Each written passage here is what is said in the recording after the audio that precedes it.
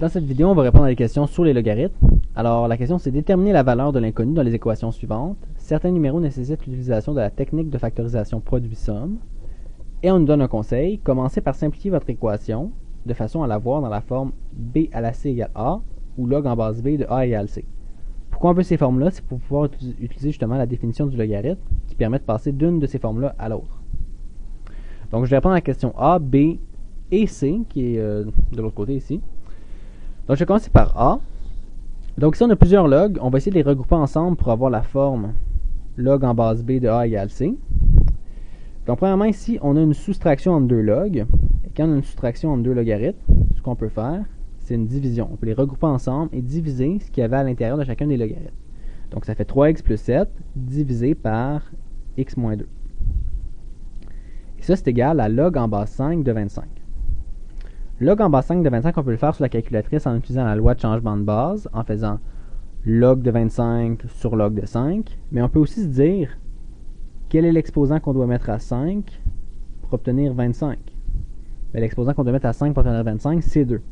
Donc log en base 5 de 25, eh bien c'est 2. Maintenant qu'on est dans la forme log en base b de a égale c, on peut justement utiliser la définition du logarithme pour le transformer dans la forme b à la c égale a. Donc en fait, on sait que 2, c'est l'exposant qu'on doit mettre à la base 4. Donc 2, c'est l'exposant qu'on doit mettre à la base 4 pour obtenir ce qu'il y a dans le log 3x plus 7 sur x moins 2. Donc il ne reste plus qu'à isoler x là-dedans. 4 à la 2, ça fait 16. 3x plus 7 sur x moins 2.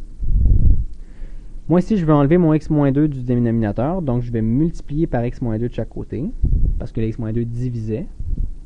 Donc ici, je fais fois x moins 2 de chaque côté. À droite, ça s'annule, c'est ça le but. Et à gauche, je vais devoir distribuer x fois 16 moins 2 fois 16, qui donne 16x moins 32 égale à 3x plus 7. Pour résoudre ça, ici, j'envoie tous mes x d'un côté, les nombres de l'autre. Donc je fais moins 3x de chaque côté, qui me donne 13x. Et je fais plus 32 de chaque côté, qui me donne 39. Finalement, je vais diviser par 13 de chaque côté et je trouve x est égal à 3. Et c'est ma réponse. Donc si je remplace x par 3 dans l'équation de départ, le côté gauche va bien être égal au côté droit. Bon, le b. Le b, ici, on est plus dans une forme exponentielle. Donc ce qu'on va faire, on va essayer de regrouper nos bases. On va essayer de mettre les nombres d'un côté et les x de l'autre. Et on va essayer d'avoir vraiment à la fin une forme b à la c égale a. Donc vraiment, ce qu'il faut voir, c'est qu'on a des facteurs avec des x et des facteurs qui n'ont pas de x. Donc ce qu'on peut faire, c'est premièrement envoyer les nombres du même côté. Donc moi, ce que je vais faire ici, je vais diviser par 5 de chaque côté pour enlever mon 5. Donc ici, ça s'annule. Et ici, 10 divisé par 5 va me donner 2. Donc j'obtiens 3 à la 2x plus 1 égale 9 à la moins x fois 2. Donc là, maintenant, je peux envoyer mes x du même côté. Je vais diviser par 9 à la moins x de chaque côté pour enlever mon 9 à la moins x.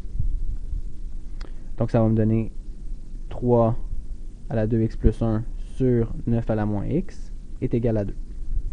Donc là, j'ai mes x d'un côté et mes nombres de l'autre. Maintenant, je vais essayer de regrouper ces deux termes-là pour justement avoir la forme b à la c égale a. Ce qu'il faut se rappeler, c'est que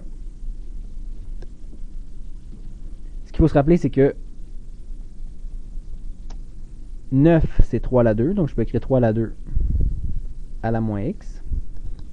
Et en utilisant la définition, en utilisant plutôt la loi des exposants, on peut multiplier les exposants ici. Donc j'ai 3 à la 2x plus 1 sur 3 à la moins 2x. Et ça, c'est égal à 2. Bon, si je retourne en haut, encore une fois, avec la loi des exposants, je sais que quand j'ai deux fois la même base, 3 à 3, je soustrais les exposants. Ça me fait 3 à la 2x plus 1 moins l'exposant moins 2 qui est au dénominateur. OK, j'ai soustrait les exposants. 2x plus 1 moins l'exposant moins 2. Donc ici, quand je fais le calcul, j'ai 3 à la 2x moins 2x, ça me fait 4x plus 1 est égal à 2. Donc là, finalement, je suis dans la forme b à la c égale a.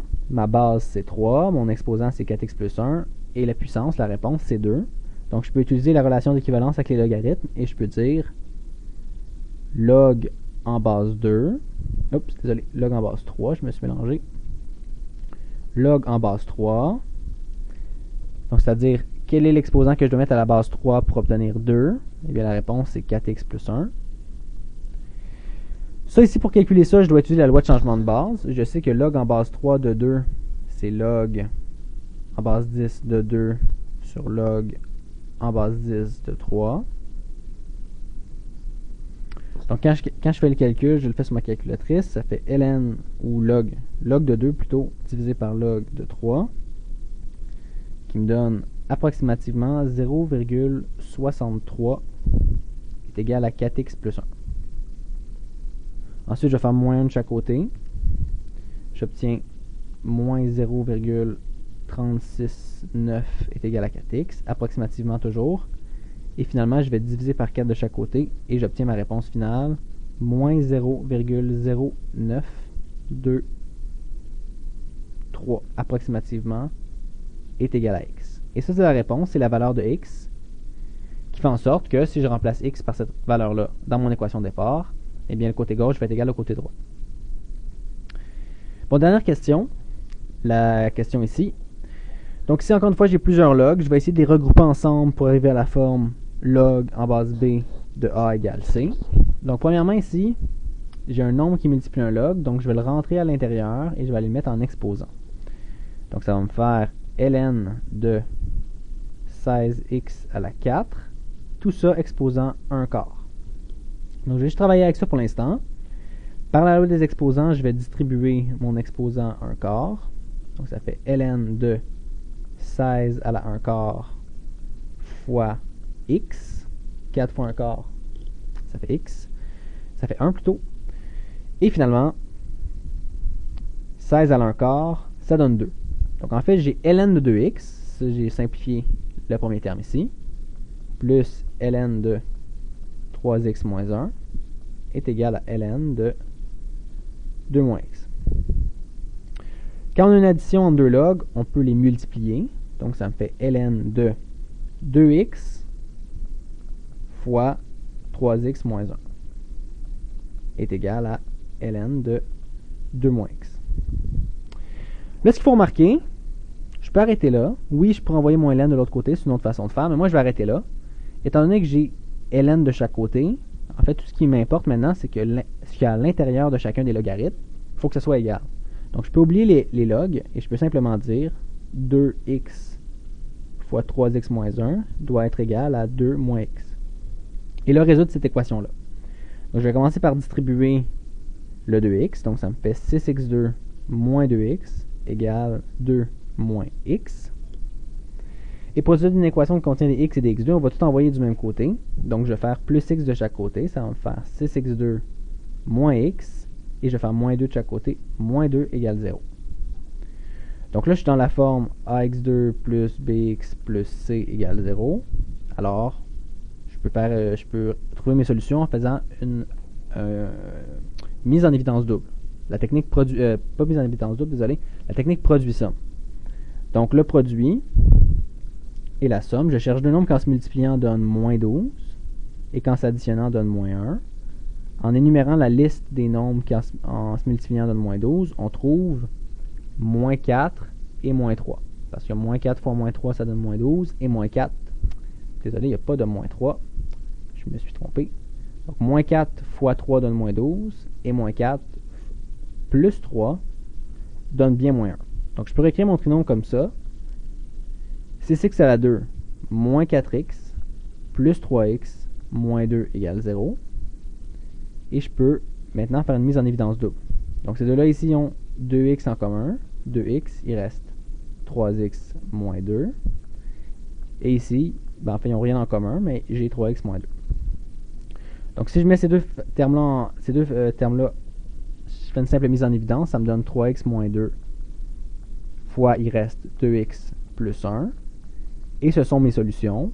Donc, pour trouver mes solutions, je regarde c'est quand chacune des parenthèses est égale à 0. Donc, j'ai 3x moins 2 égale à 0 quand on a 3x égale 2.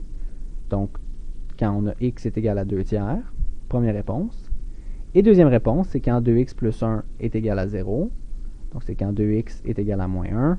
Et donc, c'est quand x est égal à moins 1,5. Donc, c'est les deux réponses, c'est la solution et ça répond à nos questions.